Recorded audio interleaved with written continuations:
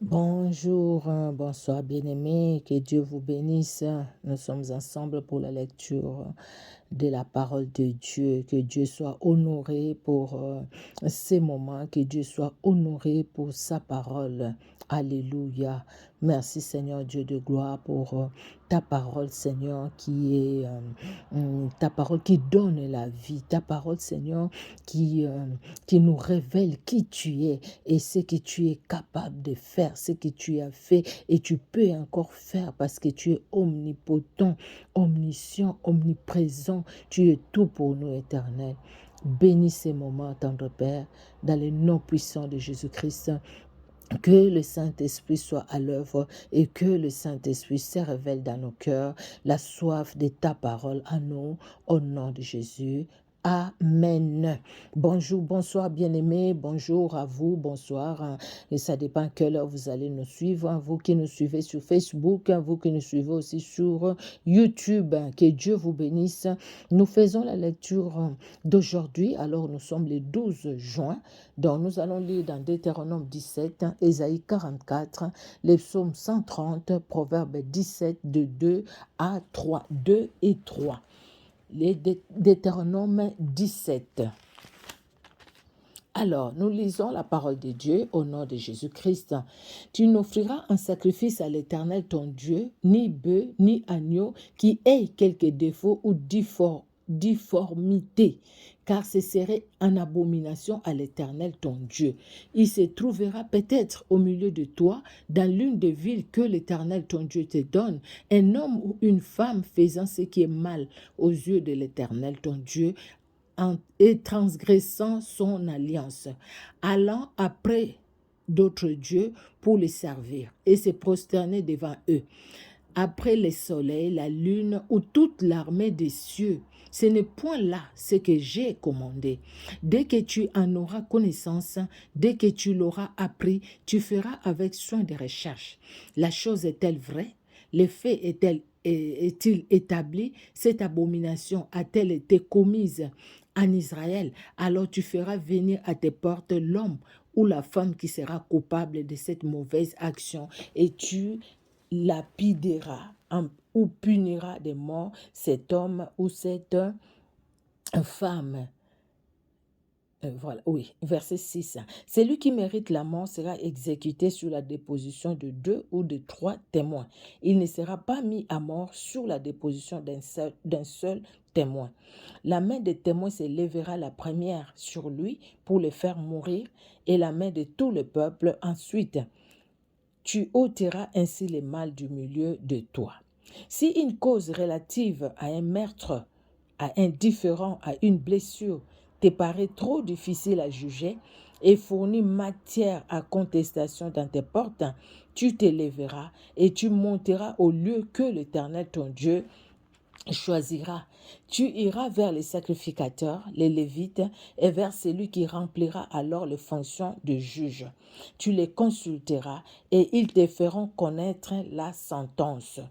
Tu te conformeras à ce qu'ils te diront dans les lieux que choisira l'Éternel et tu auras soin d'agir d'après tout ce qu'ils t'enseigneront. Tu te conformeras à la loi qu'ils t'enseigneront et à la sentence qu'ils auront prononcée. Tu ne te détourneras de ce qu'ils te diront, ni à droite, ni à gauche. L'homme qui, par orgueil, n'écoutera pas les sacrificateurs placés là pour servir l'Éternel, ton Dieu, ou qui n'écoutera pas les juges, cet homme sera puni des morts. Tu ôteras ainsi le mal du milieu d'Israël, afin que tous les peuples entendent et craignent et qu'ils ne se livrent plus à l'orgueil.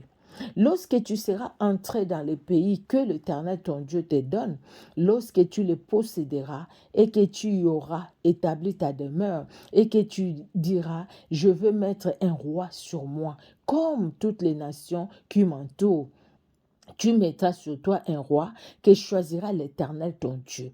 Tu prendras un roi du milieu de tes frères. Tu ne pourras pas te donner un étranger qui ne soit pas ton frère, mais qu'il n'ait pas un grand nombre de chevaux et qu'il ne ramène pas les peuples en Égypte pour avoir beaucoup de chevaux, car l'Éternel vous a dit, vous ne retournerez plus par ces chemins-là. Qu'il n'ait pas un grand nombre de femmes, afin que son cœur ne se détourne point et qu'il ne fasse pas de grands amas d'argent et d'or. Quand il s'assiera sur le trône de son royaume, il écrira pour lui dans un livre une copie de cette loi qu'il prendra auprès des sacrificateurs, les Lévites. Il devra l'avoir afin qu'il apprenne à craindre l'Éternel, son Dieu, afin qu'il apprenne à craindre l'Éternel, son Dieu, à observer et à mettre en pratique toutes les paroles de cette loi et toutes ses ordonnances, afin que son cœur ne s'élève point au-dessus de ses frères et qu'il ne se détourne de ses commandements ni à droite ni à gauche, afin qu'il prolonge ses jours dans son royaume, lui et ses enfants, au milieu d'Israël. Parole de l'Éternel, Dieu est bon, hein, il est merveilleux. Voilà dans tout ce qui nous rappelle, comme ce qui rappelait aux enfants d'Israël. Hein. Les problèmes, c'était quoi? C'est l'honorer, lui, le véritable Dieu. Ne pas avoir des idoles, ne pas avoir des idoles dans nos cœurs, pas de représentations dans nos cœurs, mais tournons nos regards vers le Seigneur, Et quand nous tournons les regards vers le Seigneur, la bénédiction de l'Éternel est là. Regardez le verset 20. Vous voyez, le Seigneur dit afin qu'il prolonge ses jours dans son royaume, lui et ses enfants au milieu d'Israël, dont la bénédiction que tu as, que j'ai, mon frère, ma soeur, cette bénédiction, c'est aussi pour notre progéniture. Donc, préparons notre progéniture. Ce n'est pas tout simplement les comptes d'argent, l'argent, les comptes bancaires, l'argent des maisons et tout ce qu'on peut leur laisser. Tout ça, c'est bien matériellement, mais une grande richesse, c'est Jésus-Christ dans leur cœur, parce que là, c'est la vie éternelle. Amen, amen. Nous allons lire Ésaïe au chapitre 44. Merci Seigneur Jésus-Christ. Vraiment des très belles paroles. Ésaïe 44. Écoute maintenant, ô Jacob, mon serviteur, ô Israël, que j'ai choisi. Ainsi parle l'Éternel qui t'a fait et qui t'a formé dès ta naissance. C'est lui qui est ton soutien. Ne crains rien. Mon serviteur Jacob, mon Israël que j'ai choisi, alléluia. Dieu dit mon Israël, alléluia. Comme il dit de chacun de nous, il met ton nom maintenant. Hein? Comme il dit ma Micheline, la femme que j'ai choisie. Hein? Le Seigneur est bon, il est merveilleux, notre Dieu, alléluia. Il peut dire ma Chantal, ma Judelle, ma Odile, ma Sylvie Rubin, ma Marilyn Noël, les personnes, moi, ma Tondo Diamono, ma Victorieuse Pétronelle, les personnes que Dieu choisit et vous mettez votre nom. Dieu nous appelle, donc c'est-à-dire nous sommes à lui, alléluia, que je choisis. Car je répandrai des eaux sur les sols altérés et des ruisseaux sur la terre desséchée. Je répandrai mon esprit sur ta race et ma bénédiction sur tes rejetants. Alléluia. Ils pousseront comme au milieu de l'herbe, comme les sols près des courants d'eau. Celui-ci dira, je suis à l'Éternel. Celui-là se réclamera du nom de Jacob. Cet autre écrira de sa main à l'Éternel et prononcera avec amour le nom d'Israël. Ainsi parle l'Éternel, roi d'Israël, et son Rédempteur, l'Éternel des armées. Je suis le premier et je suis le dernier. Et hors moi, il n'y a point de Dieu. Qui a comme moi fait des prédictions, qui les déclare et me les prouve? Depuis que j'ai fondé les peuples anciens, qu'il annonce l'avenir et ce qui doit arriver. N'ayez pas peur et ne tremblez pas. Ne t'ai-je pas dès longtemps annoncé et déclaré? Vous êtes mes témoins. Il y a d'autres rochers, je n'en connais pas. Y a-t-il un autre Dieu que moi? Il n'y en a pas d'autre. Il n'y en a pas d'autres rochers, je n'en connais pas. Ceux qui fabriquent des idoles ne sont tous que vanité, et leurs belles œuvres ne servent à rien. Elles les témoignent elles-mêmes. Elles n'ont ni la vue ni l'intelligence, afin qu'ils soient dans la confusion. Qui est-ce qui fabrique un Dieu ou font une idole pour n'en retirer aucune utilité? Voici tous ceux qui travaillent seront confondus, et les ouvriers ne sont que des hommes qui se réunissent tous, qui se présentent, et tous ensemble, ils seront tremblants et couverts de honte. Les forgerons font une hache, ils travaillent avec les charbons et ils la façonnent à coups de marteau. Ils la forgent d'un bras vigoureux. Mais a-t-il faim? Les voilà sans force. Ne boit-il pas d'eau? Les voilà épuisés. Les charpentiers étendent les cordeaux, fait un tracé au crayon, façonne le bois avec un couteau et marque ses dimensions avec les compas. Et il produit une figure d'homme, une belle forme humaine pour qu'elle habite dans une maison. Il se coupe des cèdres, il prend des roufres et des chênes et fait un choix parmi les arbres de la forêt. Il plante des pins et la pluie les fait croître. Ces arbres servent à l'homme pour brûler. Il en prend et il s'échauffe. Il y met aussi les feux pour cuire du pain. Et il en fait également un Dieu qu'il adore, mon Dieu. Vous voyez ça? Il en fait une idole devant laquelle il se prosterne vraiment. Jusqu'où va l'homme quand même que Dieu a créé? Hein? Il brûle au feu la moitié de son bois. Avec cette moitié, il cuit de la viande. Il apprête un rôti et se rassasie. Il se chauffe aussi et dit, « Ah ah, je me chauffe et je vois la flamme. » Et avec les restes, il fait un Dieu, son idole. Il se prosterne devant elle. Il adore et il invoque et s'écrie, « Sauve-moi, car tu es mon Dieu. » Vraiment, vraiment, vraiment, vraiment, vraiment. Quel regret, comment le Saint-Esprit t'a attristé. Les mêmes bois, tu prépares avec les morceaux là, tu donnes la forme d'un humain, tu dis à ces morceaux, tu es mon Dieu. Pendant qu'avec l'autre morceau, tu as préparé à manger, tu as préparé du pain, tu dis, tu es mon Dieu, conduis-moi. Comment ces bois là que tu as coupés toi-même, que tu as façonné toi-même peut te conduire? Vraiment, hein? Ils n'ont ni intelligence, ni entendement, car on leur a fermé les yeux pour qu'ils ne voient point, et les cœurs pour qu'ils ne comprennent point. Il ne rentre pas en lui-même, et il n'a ni l'intelligence, ni le bon sens de dire, j'en ai brûlé une moitié au feu, j'ai cuit du pain sur le charbon, et j'ai rôti de la viande, et je l'ai mangé, et avec les restes, je ferai une abomination, je me prosternerai devant un morceau de bois, vraiment. Il se répète descendre, son cœur abusé l'égard. Il ne sauvera point son âme et ne dira point, n'est-ce pas du mensonge que j'ai dans ma main? Souviens-toi de ces choses, ô Jacob, ô Israël, car tu es mon serviteur. Je t'ai formé, tu es mon serviteur. Israël, je ne t'oublierai pas. Alléluia. Mon frère, ma soeur, mets ton nom. Micheline, je ne t'oublierai pas. Merci Seigneur, parce que tu ne m'oublieras pas.